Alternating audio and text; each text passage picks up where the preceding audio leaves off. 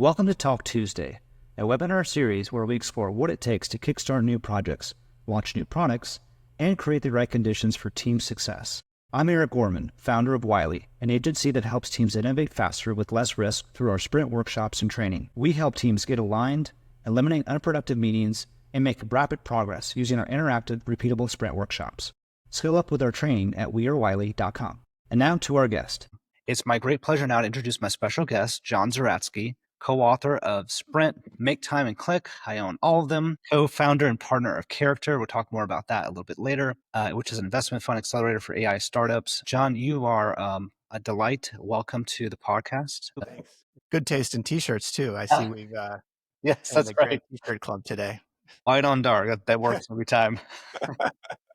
Well, yeah, thank you so much for having me, Eric. This is a real pleasure for me. Let's get into it. Let's talk about you. Why don't we start at the beginning? Give us a quick download of like who you are, a little bit about yourself.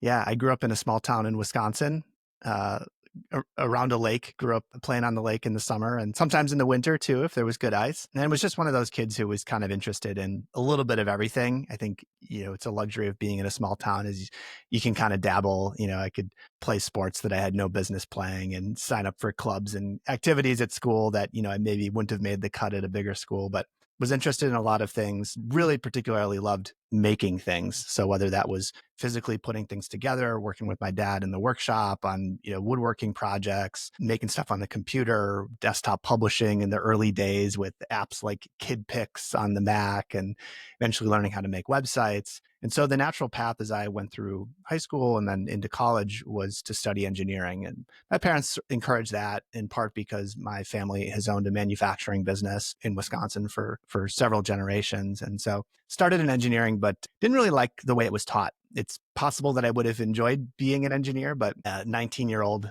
John didn't have the patience to get to that point. And fortunately, I cast about a little bit within University of Wisconsin, which is where I went to school, and was able to find a couple of people, a professor and then one of her grad students who had been doing research and work teaching basically the web, how to build websites, and specifically publishing, blogging, sort of at the vanguard of when the web was becoming a read and write sort of platform. It wasn't just a place for people to put up sites that we would consume. It was really a place where people could engage in these give and take conversations. And so that just really fascinated me. And one thing led to another. Worked at the student newspaper, worked on their website, got into the tech world. And so that's kind of the backstory for my career, which is now about 20 years. I've really been focused on helping software teams design new products, bring those to market. And I've done that in a variety of different roles. And we can talk about any or all of those as you wish. We talked previously about the engineering path was wide for you. Talk to us about where you ended up kind of landing and how that then transitioned into your first gig outside of school at the start, a feed burner. Yeah. Talk to us about that. Yeah. So starting in high school, I became really interested in making websites. I bought a book about HTML and I took it with us on a family vacation to Florida. And so I was sitting on the airplane. I was probably 16 years old, and I didn't have a computer with me, obviously, because I was a 16-year-old in the 90s, and who had a laptop in those days. But I was just so into this book that I instead decided that I would write out the HTML on a notepad on the airplane, and then when I got home from the trip, then I could type it, into a text doc and load it locally. I didn't know anything about web hosting yet. This idea of being able to type things into the computer and have it display something that was more than what I had typed in, it wasn't like word processing where it is, it's WYSIWYG. You see what you see is what you get. It was something more than what I typed in. That was just like a very empowering feeling. When I was in college, individuals, the professor and the grad student that I met, they were in a journalism department. So I ended up studying journalism, which was not really an intentional move other than the fact that I wanted to work with these people. So it was really driven by those two educators and mentors. But it turned out to be a great fit. I've always enjoyed writing. I've always been a good writer. Looking back, it's sort of funny. I got good grades in all classes in school, but when I looked at the SATs and the, sort of those types of things, I always did better on writing and reading than I did on the math and science science. And so I don't know why I didn't see the signs or whatever, but journalism was a great fit. And journalism school, sort of in contrast to engineering school, the way it's taught is fantastic. At least it was for me, because from the first class, one of the first classes you take in journalism is like news writing. And so they say, hey, go out and write a story about this, and then bring it back, and they critique it. They give you feedback and they say, okay, now rewrite it. Now go back out, like talk to a few more people, improve the story. And so from the very beginning of that experience, I was making stuff, which was cool. And I was learning to operate in this mode of rapid iteration, of getting feedback, of learning from the world, absorbing real information about what was good and what was not good, and folding that back into my work. But I never lost my enthusiasm for the web. And so through college, I had a blog. I started a small business doing web design for small businesses and nonprofits and some divisions of the university. And I had put together a decent enough portfolio and was sort of clear in what I wanted, that when I was approaching graduation, I applied for a bunch of essentially web design type jobs. And my wife, she was my girlfriend at the time, she's a year older, and she had moved to Chicago from Madison, Wisconsin, as many Midwest kids do. And she was working in advertising. And so I knew I wanted to be in Chicago. So in yet another one of those just sort of interesting and unplanned moves, I applied to a whole bunch of like ad agency jobs, like, oh, this would be cool, like work at one of these big agencies in Chicago, be on the web team. They all rejected me. I don't know why, but they all rejected me. And then I applied to one tech startup, one tech company, and they accepted me. They gave me the job. And that was a company called FeedBurner that then was acquired by Google. And that set into motion in my whole career in tech. So, you can't plan these things. I have friends, and I grew up with people who really did plan. I want to be a lawyer. This is the track. I want to be a doctor, a dentist. This is the plan. But I never really approached my own life in that way. I don't know how old Jay-Z. I'm 41. Yeah, I'm also 41. Again, super biased, but growing up analog, where we're dabbling in the digital, as it was kind of the best of both worlds. And in some ways, I mean, there's a lot of challenges with kids having screen time. But yeah, I love that you're approaching, you came to the career path in a kind of interesting and non-conventional way. I mean, going through journalism, but Yeah. I think that writing is so important. Like you, I was definitely into literature and writing more so than math, although I love science. But anyway, yeah, really interesting. Well, so you mentioned FeedBurner getting acquired by Google. Like, what the heck was that like? I mean, you're a couple years into your career. Talk to us about that experience. Yeah, I graduated from college on a Saturday or Friday or Saturday. I forget which day the graduation was. And I think I turned up at work, at FeedBurner the next week. Maybe I had a couple days off to move or something. So yeah, then almost 2 years later to the day. So at this point, I would have been 24. Google acquires FeedBurner, and it was a wild experience. It was really interesting. We knew about it for a while internally, and even though it wasn't the hugest acquisition from a dollar standpoint, it was. How many people were employed? There were probably 30, maybe 35 people at FeedBurner at the time that we were acquired. But it was an acquisition that people in the industry took note of for one reason or another. I think partially because at the time, Google was making a lot of really exciting strategic acquisitions. They had acquired Blogger. That was sort of a landmark deal. They had acquired YouTube. That was a landmark deal. DoubleClick, again, huge implications for the business. So people were kind of paying attention and saying, what is Google going to do next? FeedBurner was part of that series of acquisitions. And then, we had been, I'm assuming most people listening have never heard of FeedBurner. FeedBurner was, we had basically a platform that ingested content from RSS and Atom feeds. So any type of online publishing, whether it's a blog or newspaper site or whatever, we would take that content. Now we could repackage it and redistribute it. So we could push it out to news aggregators, to newsreader apps. We could insert ads in the content so that you could make money. And we could also do some more sophisticated things, like FeedBurner was one of the earliest and easiest ways to make a podcast. So if you had the audio file, you could take any blogging tool and simply include a link to the audio file in your blog post, and FeedBurner would transform that into a proper podcast feed that then you could pipe into. I don't even remember what apps people were using then to listen to podcasts. It was pre-Apple Podcasts. But there were a couple of interesting things about the acquisition. The first was that at that time, Google was only hiring designers and product managers that had a computer science background. So obviously for the engineers, you'd expect somebody to, have studied that or whatever. But even for the quote unquote non-technical roles within the sort of engineering product organizations or PMs and designers, I was a designer. You had to have a CS background. And so there's no way I would have gotten hired at Google, not that I was trying to, that wasn't one of my goals, but like there's no way I would have gotten in. And so I really felt like this was a super unique opportunity for me to kind of sneak in the back door in a way as part of this bigger company that Google was interested in. And then the other thing that was really just a great opportunity for me was that Google at that time was pretty flexible in terms of people moving around between teams. So I don't know what it's like now. I don't know how it's changed. It's obviously a much bigger company now than it was at the time, but there was this sense of like, especially as a designer, I think when I joined, there were maybe only 200 designers in all of Google.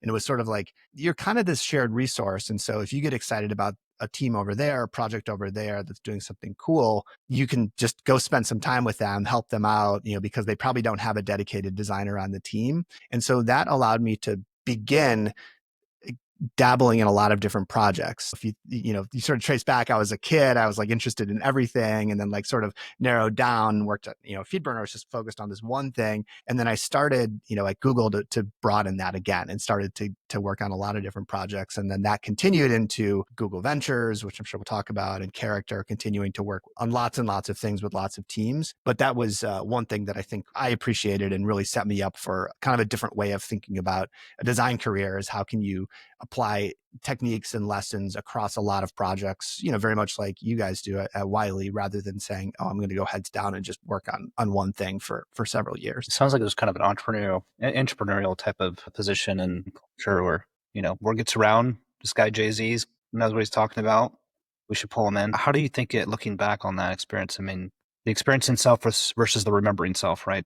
Yeah. A bit of a psychology nerd. But anyway, you look back on that, like, how do you think that kind of period shaped you? And did you sense that you were kind of the odd duck out, or was it just like a culture of we're all in this together, we're just going to come get it done and use all of our skills, whatever they might be? I didn't have a great sense of there being anything particularly unique about me. I mean, I felt cool. I felt good that like I worked at Google and that like they had acquired our company, but it was actually later when I worked at GV, when a couple of my partners there, Jake and then Daniel Burka, who was one of the other design partners at GV, where they like specifically pointed to like the thing that you do, which is like at the intersection of like writing, strategy, and design, that's really, really unique. But that was many years later. I think at Google, there were a couple things that hit me at the time and I think have stuck with me. One was just sort of seeing excellence at scale, seeing large teams of people making software products. And it wasn't like, Google's business model obviously is mostly dependent on one thing, but it's not as if Google was like a couple of good teams and then the rest. Like every single person at Google was really good. And even the products that failed or were less successful, like they were still doing a really good job. It wasn't for lack of skill or talent. It was just that they took a risk, they took a swing, they placed a bet and it didn't work out, which of course happens all the time in big companies and with startups. So that was one thing. I think I remember sort of being forced to become a lot less precious about design at Google. Like I think when I was at FeedBurner, it was a startup, so like we were moving very quickly. But at first, I was the only like full-time designer. One of the co-founders was a designer, so obviously he was doing design stuff as well. And then a little bit later, we hired another designer. But for probably the first year I was there, I was the only designer, and so I really had my hands around everything that was going on in terms of the front end, like the product UI, as well as the marketing website and so on. But then when I got to Google, it forced me to, I think, strip away like a lot of the ego aspects of like, oh, I want this to be perfect. I want to control every single pixel. It was like, okay, this is a machine that's much bigger than I am. And so I need to figure out what really matters to the project that I'm working on. And the thing that this team needs may just be like a couple of, key screens for the most important workflow in the product. And then like, sure, it's going to pain me to open the settings page a year later when this launches, because it's going to be engineered design. And like, that's going to offend my sensibilities. But like, it wasn't what really mattered to the business. And so that was a really helpful lesson. And then the final thing is just more of a sort of logistical one, which is that it provided the opportunity for me to move from Chicago to the Bay Area. So I was working when Google acquired us.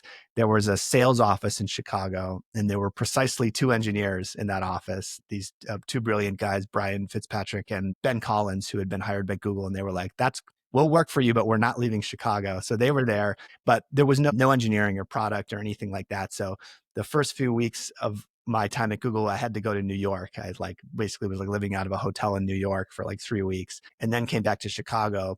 And we were in Chicago, but there wasn't a lot going on there from a product perspective. And so from this jumping around and dabbling in different projects, I had built a little bit of a network and a little bit of a reputation. And so I started to have teams that were saying, "Hey, why don't you move, and come work with us full time?" And so eventually I decided to join YouTube and had the opportunity to do that as an internal transfer and sort of, have some support and have some structure around making that move. And that was obviously just significant from what it meant for future opportunities that were available to me. I don't know. It was always kind of in the back of my mind that maybe I should move out to the Bay Area just because that's where so much is happening in tech. But I think without that, that opportunity inside of Google to move out there and work at YouTube, I may not have ever made that decision. Who knows? So you touched on YouTube. Keep going. Talk to us about that, and then ultimately transitioning to GV, Google Ventures. Yeah. So YouTube was in many ways like going back to the startup world. YouTube, I think, had been at that point had been owned by Google for maybe 4 years. This was early 2010. I remember I moved in January 3rd, 2010, but it was run as a completely separate organization. So it had its own building, its own management structure. The only official like reporting structure from YouTube and the rest of Google was the CEO of YouTube, who at the time, I think when I joined, was still Chad Hurley, who was one of the founders of YouTube, and he left shortly thereafter. But that person reported to some VP or something at Google, and like that was the connection. Otherwise, we were like on our own and we were doing our thing. And so that was fascinating because in many ways it was like a startup again, but it was vast in scale. There were hundreds of people there. It was a massive business. It was the number 2, number 3 website in the world in terms of just traffic. So I learned a bunch. Like I learned that when you're working at that scale, you can't change anything without thinking about everything. It's not like you can just like sort of lightheartedly make tweaks. You really have to think about the overall system. It was also where I really gained an appreciation for like making bets, sort of being really intentional about like, here are the cards that we have, here are the advantages that we have, the resources, and here's something that we think is true. And we're going to place a bet based on that belief. First of all, just what does that look like? How do we make that real? And then how are we going to test it? How are we going to find out if that's true? And specifically in the context of the YouTube channels platform. So about 6 months after I joined YouTube, there was a sort of chatter and conversation internally to kick off this project to build what was called YouTube channels. It sounds weird now, but at the time there were no YouTube channels. Like you had a profile or an account on YouTube, and you could upload videos and you could have playlists, but you couldn't have a channel. There was no such thing as a YouTube channel. But it's an obvious concept, right? Like, of course, YouTube should have channels. TVs have channels. YouTube should have channels. Okay, but what does that mean? Like, is it like a TV channel where you turn it on and it just plays? Is it sort of more like a playlist, but with some extra functionality? Can a channel be made by many people? Is it like a subreddit where somebody starts a channel about a particular topic and everybody piles in? There were a lot of questions to be answered, and I was the design lead for that project. So it was very much like the work that I went on to do with startups, where it's like, okay, this is an idea. This is something that we think is true. We have a hypothesis for why this is going to work. Let's be really clear about what that means to us, what that hypothesis is, and then let's go and run a series of experiments to test that and make sure that that's true before we invest the money, the time, all the resources to make it real. And in the case of somebody like YouTube, before we basically take the sort of reputation or customer trust risk of introducing something to the world that we might screw up. We might pull back, we might completely change it. Those were all really important lessons that I picked up during that experience. That turned out to be a well-placed bet, I would say. Yeah. Incredible. I mean, like, yeah, just it's changed everything. I mean, it's the way people's livelihoods, are completely dependent on that functionality that you helped pioneer. It's pretty remarkable. Yeah. Yeah. And honestly, like it turned out to be much bigger than I thought it was going to be. If I was actually just talking about this with somebody a few weeks ago, and I pulled up some of my mock-ups from YouTube channels from like 2010 and showed them. And they were very much like a hobbyist, they were sort of like, oh, I'm interested in sailing. Like, here's a channel about sailing. And we didn't, and there were some like YouTube creators at the time. So I don't know if you've heard of the band Pamplemousse. I'm Uh, not. Okay. Look them up there. They were like classic, like they made funny music videos and stuff like that. And so there were a few people like that where we were like, okay, there is something. I don't know if we yet had the word like creator. Maybe we did. We certainly didn't have the word influencer, but like that was like just one of several models. That was like one of several different kinds of channels that might exist on YouTube. And we didn't anticipate, and certainly didn't anticipate to the scale at which it would be true that there would creators, this YouTube specific, in many cases, creators would be the backbone of those channels and that content on the platform. Well, in some ways, that speaks to your humility and the team's humility, right? And I think that's those early days. Who knew what was going to happen? I mean, but yeah, it's pretty amazing to kind of dust off those old sketches and see how Yeah. things have evolved and taken off. Yeah. And I think when you're building something new, like you have to have a clear understanding of what you think is going to happen. It's really important to be intentional about that hypothesis, but then you also can't be so locked in. You can't be so vision fixated that you don't allow the market to tell you what they want, right? So there's kind of this dance, this give and take of like, we're going to put something out there that we think is true and we're going to see if our assumptions are right. But then if people end up pulling it a different direction, if they end up using it in a way that we didn't anticipate, we don't want to ignore that because it doesn't fit the vision. We want to be open to that. We update the hypothesis, we update the plan, and we sort of move in that direction. And so I think there's been a lot of that with YouTube over the years. So clearly, you had some strong foundational pieces in place when you made the transition to GV. Yeah. I mean, test and learn and quickly iterating, like finding the business value, your background with startups, design, focus, strategy, communications, like writing. I think these are all kind of formative into ultimately switch to GV. So you spent about 18 months or so at YouTube, and then did you get tapped, or like did you know about GV and were already working with maybe some companies there, or how did that transition happen? I knew a little bit about GV, and specifically I knew about GV because the original design partner at GV, Braden Coates, he grew up in Chicago. And so when he would come back and visit his family, he would sometimes work out of the Chicago office for a day or two.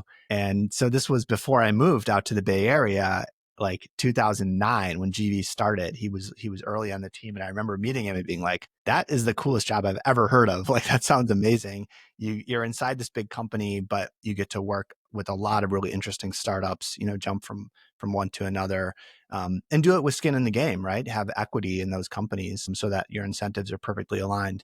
Also, a little bit for context for those that may not be familiar with GV, I kind of jumped into it, but like give us a quick lay of the land of GV. What's it's all about, the business model. Sure. So Google Ventures is multi-stage venture capital fund that is solely backed by Alphabet. So it's set up like a standard VC firm. It's structured, the team looks like a standard VC firm. But the one unique thing about it is that it has a single LP, and that's Alphabet. And in the early years, 2009, 10, 11, 12, GV, despite having the brand recognition of Google, was essentially playing from behind in the minds of founders.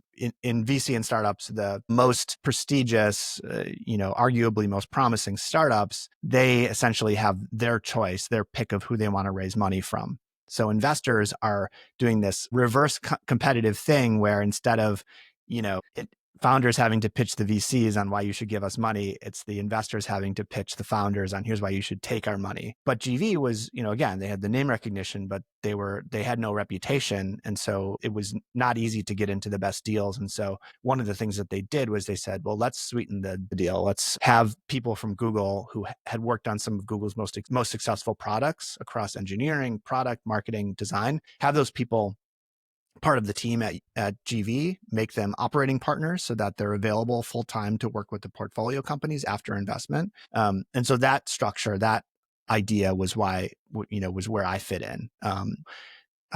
I was recruited in 2011. I had only been at YouTube for just over a year. And my initial reaction was, I just joined this team. I just moved out here. Like we're working on this YouTube channels thing. Fortunately, Braden was persistent and said like, no, this is like a really cool opportunity. Like you have a really good background for this. I later learned that there were a couple of angels who had sort of, said nice things about me, had kind of vouched for me because I had worked with them in one capacity or the other. And they sort of said like, this guy has a unique set of skills and experiences that would be really well suited to GV. But yeah, they recruited me. I joined there in 2011. And, the sort of the mandate was very clear from the beginning, and it really didn't change throughout the whole time that I was there. I ended up spending just over 6 years at GV. It was basically, we want you to use everything about designing products, about telling the world about those, what's now called go to market. We want you to use everything you know about product and go to market to help our portfolio companies be as successful as possible. And whether that means you spend a month with a company or a day or an hour, like we don't care. Like we're measured by returns, and like that's what is our North Star. And so yeah, like you said, sort of had some of those foundational pieces in place, but that was really where kind of what I consider to be the current era of my career from 2011 on. That really started when I joined that team. It's hard to like appreciate from outsider looking in. This is my 2 cents. Like appreciate just the work that you were doing, because now there's a whole industry around methods, and design thinking was around, and problem solving methods, innovation's always been around from start of human civilization, you could argue. But like it wasn't as, even the term go to market, like that's a commonly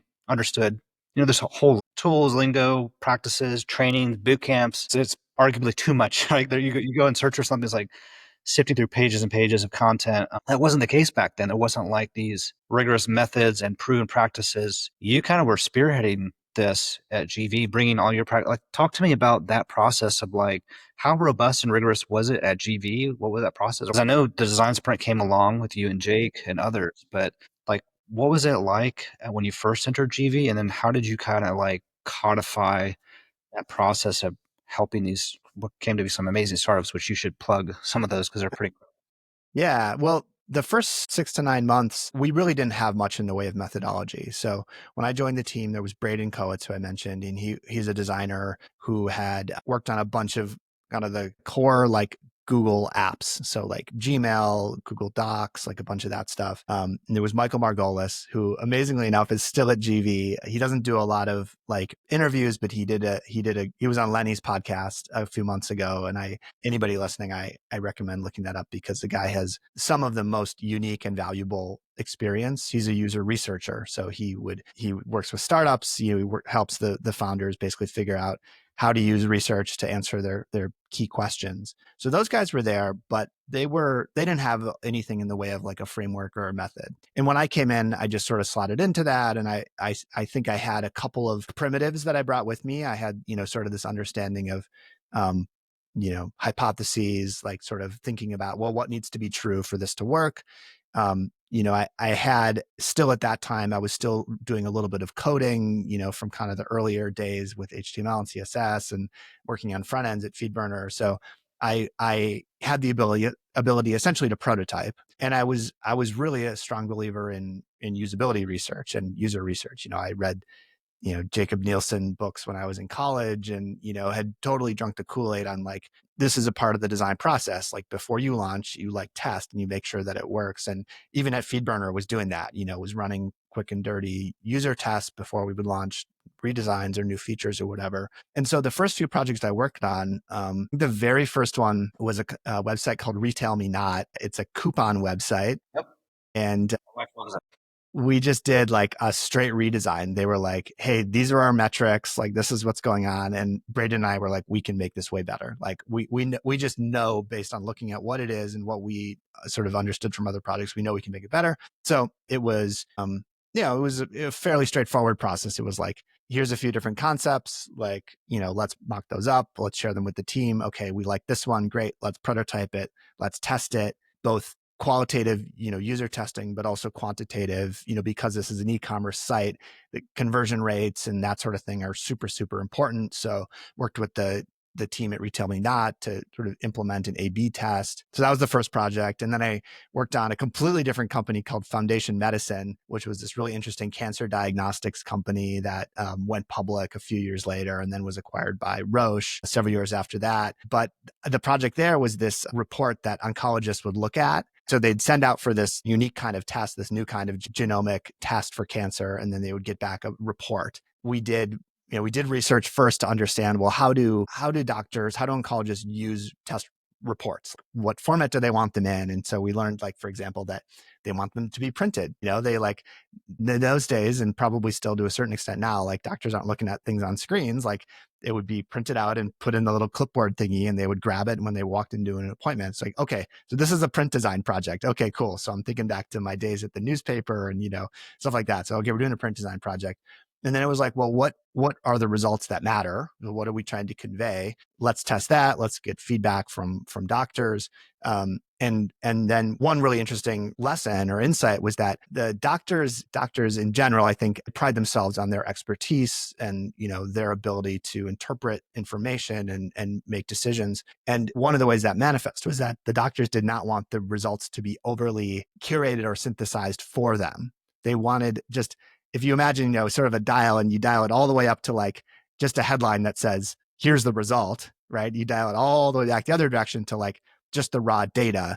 They wanted it to be a little bit more in the middle. They wanted to be able to look at it and to understand, like, okay, these are the raw results, and these are kind of the high level trends, but I'm the doctor, I'm the expert. I want to make the final sort of determination. And so that was an interesting project that really started to open my eyes to the behavioral aspects of design. Like, it's not just about this sort of functional, like, here is the information. It's about, how does the person feel? What objections might they have? What are their personal goals when they're using this information? So that was an interesting project. And then we didn't start working in any type of really like structured way until early 2012. And that was when Jake Knapp joined our team. And I don't remember the exact mechanics of how we got in touch with him or whatever. Braden and Michael knew him. They had worked together, I think, on Gmail. I had never met Jake, but we knew about the design sprints that he had been running. At that point, he had been running design sprints inside of Google for about a year and a half, maybe 2 years. He had worked on a lot of Google's really successful projects, kind of helping them get started with design sprints. And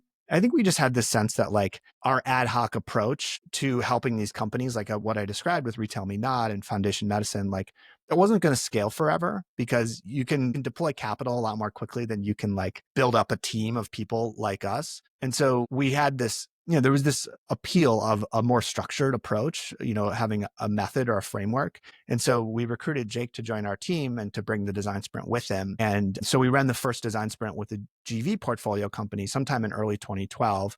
It was with a legal tech company called Rocket Lawyer.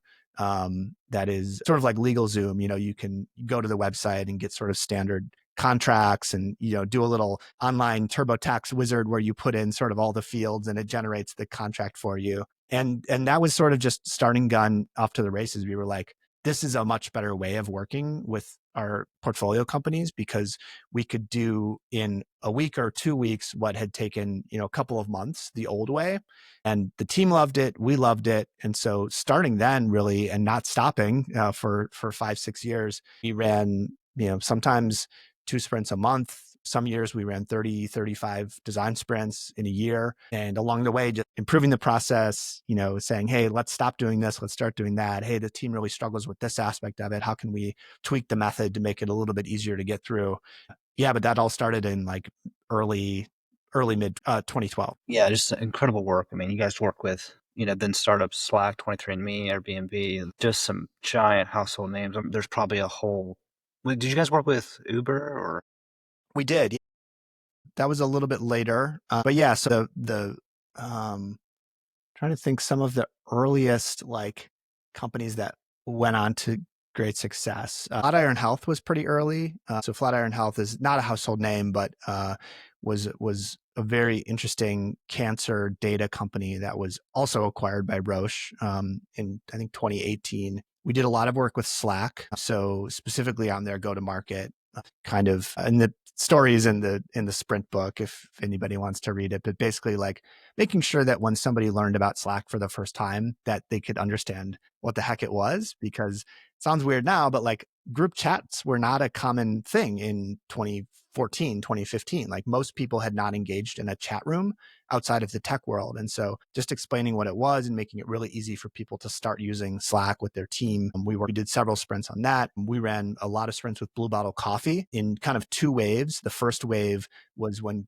Blue Bottle was going from being a purely offline company to being an online and offline company. So helping them kind of set up their first, online store, essentially, sort of taking that experience in the store, in the cafe that was beloved by so many people in San Francisco and trying to translate that online.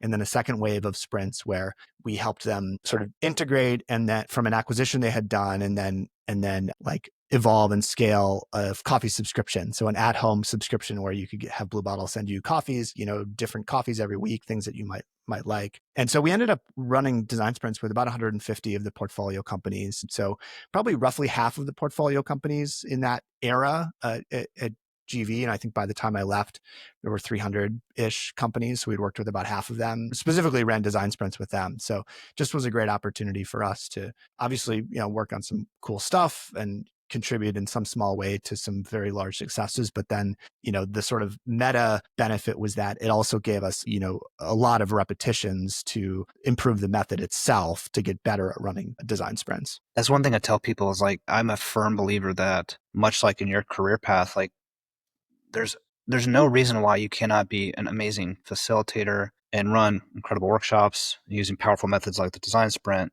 You just need at bats. I had previous in my career, ran a lot of design thinking workshops before learning about design sprint from you guys, and which was just totally transformative in my career path. But yeah, I got to work with people from all over the globe and very, very different personalities, backgrounds. And it's like, okay, all of these guys are doing an exceptional job that's very, very different. It's more about like finding an authentic voice and kind of learning what works best for you. When I read Sprint, it just totally opened my eyes. It's like all the stuff that I was dissatisfied about running design thinking workshops, this was a complete game changing alternative on how to do that. Yeah. And the way I look at it, there may be better analogies. Maybe you've got one, Jay-Z, but like, I'm always like, design thinking is like a book about cooking and the design sprint is a recipe. And it's fantastic to learn about cooking, but it's not the same thing as actually following a recipe. That to me, that's the best way to actually do it, is to do it. And you guys laid out exactly the methodologies. It has to be in the right circumstance. Not all startups, like we can talk about this in the context of character, not all startups are GV quality, right? Or GV ready or GV caliber. So there may be some pre-work, but that's actually a fairly good segue into Click and Character. You and co-founders Eli Blee Goldman and Jake Knapp, you guys came together to form Character. What is Character? And tell us a little bit about some of the companies that it's helped over the years. Yeah. So when I came back from this trip, I was drawn immediately back into, working with teams, helping them on, design problems. And Jake and I wrote this book, Make Time. So I was, occasionally working with teams around like, how do you structure your schedule and your defaults internally so that you can actually make time as a team, focus on the things that matter, but really just kind of being opportunistic about consulting and speaking and teaching and things like that. And throughout that period, it was all really good and interesting, and loved that year or so, but started to realize that like I missed the sense of ownership that came from being an investor. At GV, I touched on this earlier, but like it was such a unique opportunity because we got to work on a lot of different things, but we had skin in the game on all of them. The best thing for that company was not to run another design sprint. Like everybody was aligned that that's what they should do or not do, right? It wasn't like our business model did not depend on doing more work with them. And so I liked that. And I sort of felt that that was missing, but I didn't know like where to find that. And so just coincidentally, socially, I actually met Eli Blee Goldman, who became my co-founder and partner at Character. We met in 2019 and just started to get together for coffees and dinners and that sort of thing, and got to know each other. And his background was as a pure VC investor. He had been working with this group here in Milwaukee that was sort of a family office associated with one of the big name like hedge fund managers. But then so Eli was like helping them with venture investing. Sort of they were diversifying the investments that they were making. So he had cut his teeth on just like doing deals. Sort of like going out, finding companies, evaluating them, negotiating investments, joining boards, working with them on sort of governance level, leadership level, like who are you hiring? How are you dealing with difficult situations? What is the high level strategy of the company? Which was this really perfectly complementary fit for the experience that Jake and I had, which was like, okay, what is the product? How do we explain it to customers, empower the team to be as effective as possible? And so we just came together and we decided in 2020 that we would start a firm. And the goal was really to slice off the parts of GV that we liked the most and where we thought we were the most uniquely valuable. So at the very early stage, pre-seed and seed versus GV, which was multi-stage. And most importantly, we really wanted to close the loop between the people making the investments and the people doing the work with the companies. Those people were us. So at GV, we were separate, right? There were people who were making the investments, and then there was this separate team, our team, supporting those companies. We thought with our own firm, it would be at that sort of the work that we would do with portfolio companies could be even more effective and even more powerful if it was the same people responsible for making investments, managing funds, making decisions about follow-on investments, when to buy more, when to sell, et cetera. That the more we could connect that loop, the more we could take what we learned from both of those jobs and sort of leverage it together. And so that was kind of part of the founding ethos was like, let's try to keep this really focused and really small. We started officially, I guess, started working together in 2020, and then 2021, we raised our first fund. Since then, we've invested in about 55 companies. Most of those are building some sort of AI software. Looking back at the experiences, companies like Uber, like Flatiron Health, we're very excited, and we continue to be excited by these companies where there's some new technical capability, some unlock that has happened on the technical side that then can be married with like a deep understanding of customer psychology, of behavior, and design to package that into a product that works really, really well. So some of the best known companies that we've invested in, it's only been a few years. These companies are early and they still, they have a long way to grow, but Fathom, which is a really popular AI note taker, is one of our portfolio companies. We invested in a company called Reclaim that was an AI powered calendar assistant. So manages your calendar for you. They were acquired by Dropbox last year. So that was a nice quick exit for the fund and for the founders. We invested in a company called Phaedra that is itself not super well known, but the founders themselves are well known. They are from Google DeepMind. One of the founders was responsible for putting AI in charge of the cooling systems at Google's data centers. If you just Google that, there was a paper that was published back in 2017 about how they saved 40% of energy costs or something like that. And the other co-founder was on the AlphaGo team. So the team at Google DeepMind that wrote the AI that beat the world champion Go player in that sort of incredible competition in South Korea. So they started this company, Phaedra, to basically create AI software that could control and optimize all sorts of industrial facilities, making them more efficient, making them more reliable, stable, et cetera. Those are a few, but you can kind of see this pattern of like there's some new tech, some new AI in the last few years that can be brought in to solve a problem that previously was not solvable by software. So a problem that previously required some manual intervention, some kind of inefficient and slow way of doing things. We can now do it with software. Great.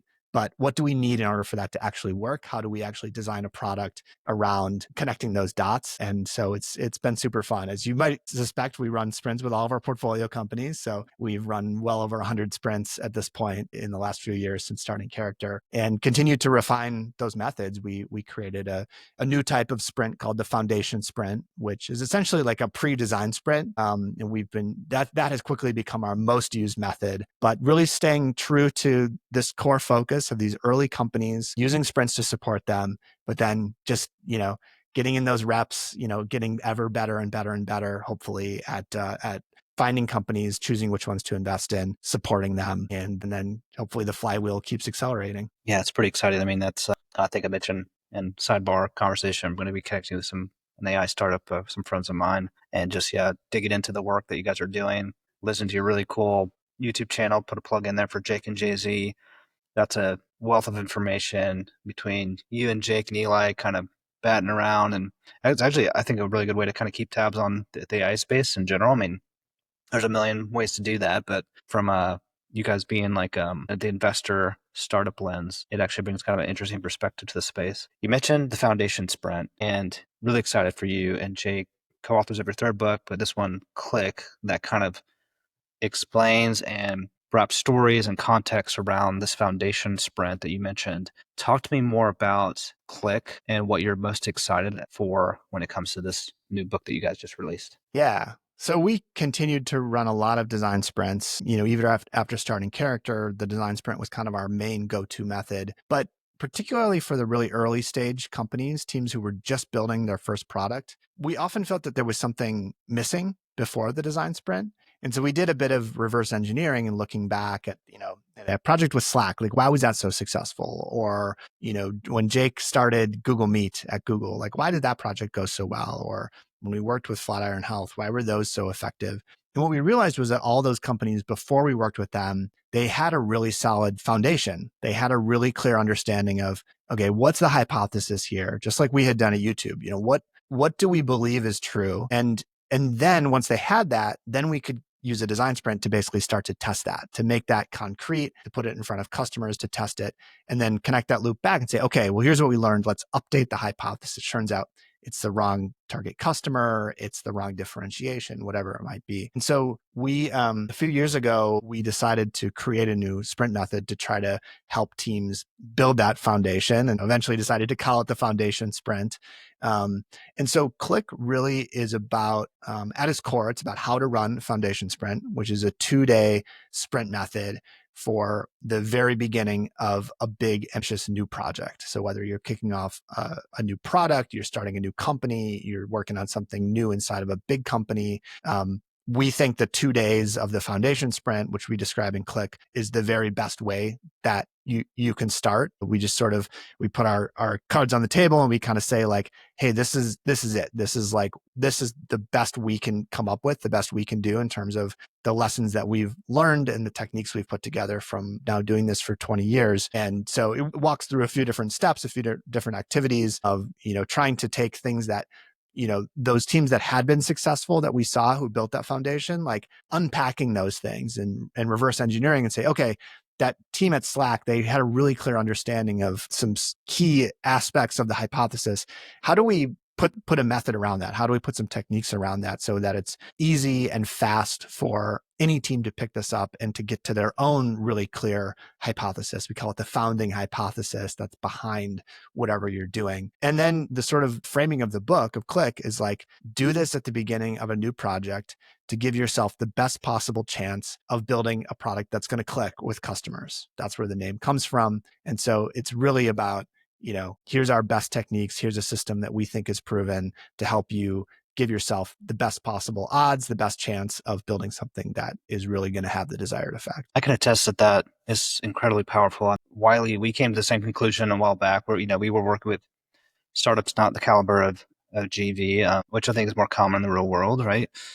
Some folks just don't have as good a handle on the business model or the customer or the value proposition, some element of the business model. So yeah, we call ours like a strategy sprint. You guys are doing some cool things that I'm going to steal for some of my strategy sprints with startups going forward. But yeah, really, it's not lip service to say that it is really, really necessary for a lot of companies. So anyway, it's highly recommended to give that a serious look, and definitely recommend picking up a copy of Click. I want to, before I close this out, ask you this question, which is, what are you really excited about, Jay-Z? You don't have to stick to this model or this framework, but, I would ask, like, what are you excited about in the next 6 days, 6 weeks, 6 months? Yeah, well, it comes out in the end of April. So I'm very excited about that. Depending on when you're listening to this, that may be soon, maybe in the past, but we're recording this in mid-March. And so on the 6-week time frame, it's kind of this big push to get Click out in the world. And we've got a few events coming up that we're doing really to just create different opportunities for people to engage with us and to learn about the foundation sprint,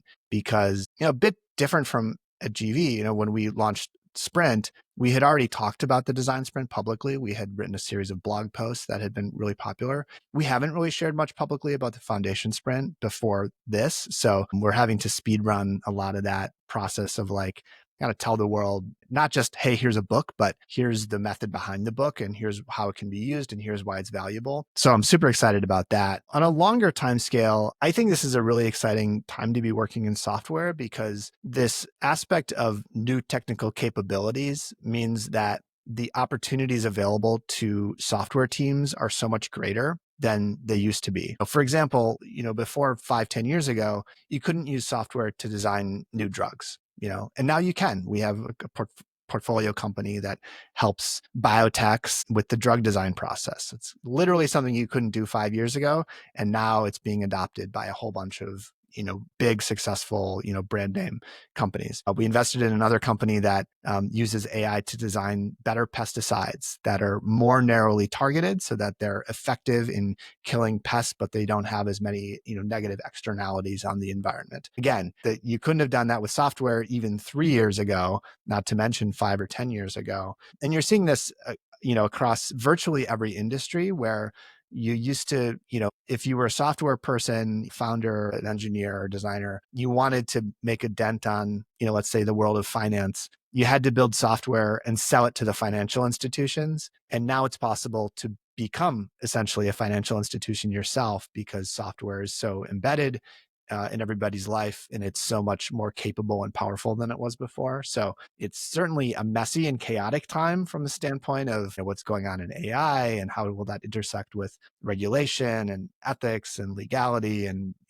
there's just a lot going on, but it's really exciting. And I'm very optimistic that there's going to be some huge positive impacts from these new capabilities that are, sort of coming to light in real time. Well, you and Character are definitely helping usher in that new era and helping, the world take these really powerful tools and make them practical and useful in everyday lives. And so it's exciting to see what you're doing in that space at Character and definitely follow along. Where can people continue to follow along, Jay-Z, with Character, with Click, and where can they get their hands on Click when it does come out in April? Yeah, Click is for sale at every major book retailer. So, Amazon, Barnes & Noble, whatever. There's a website for the book, theclickbook.com. But if you're just sort of generally interested in following along, probably the single best place is jakeandjz.com. That's Jake's in my sort of newsletter / podcast. That's the place to just kind of get updates on everything across the Character, Sprint, Click sort of universe of things that we've got going on. Awesome. And I'll put a couple links in the description when we post this on YouTube. Jay-Z, thank you so much. You're so generous. Thanks, Eric. So approachable, so generous in sharing the insights. Really appreciate it. Yeah, my pleasure. Thanks for having me. All right, guys. We'll take care. See you the next one. There we go. Thank you, man. That Yeah. was awesome. Yeah, my pleasure. Thanks for the great question. I'm Jake Knapp, and I'm the creator of the Design Sprint process. I'm the author of this book, Sprints, and I am here at the Wiley offices in Charlotte, North Carolina. This right here, if you were thinking about maybe doing a design sprint with Wiley, this is where you would be, at this table, probably, unless you do it at your office, which is totally an option, but right here in this space with a whiteboard, with a bunch of paper and pens. Basically, they're going to help you think through the problem, get it started, and get a solution tested really rapidly. That's the whole idea with a design sprint. I'd highly recommend, if you're thinking about it, that you do give Wiley a chance to your project. I've worked with these folks a couple times, and they always exceed my expectations. I always do things a little bit better than I could have imagined ahead of time. They're also really nice. So don't tell them I told you that. I try to, keep it cool, but they're super nice people. Anyway, best of luck to you, and try Sprint.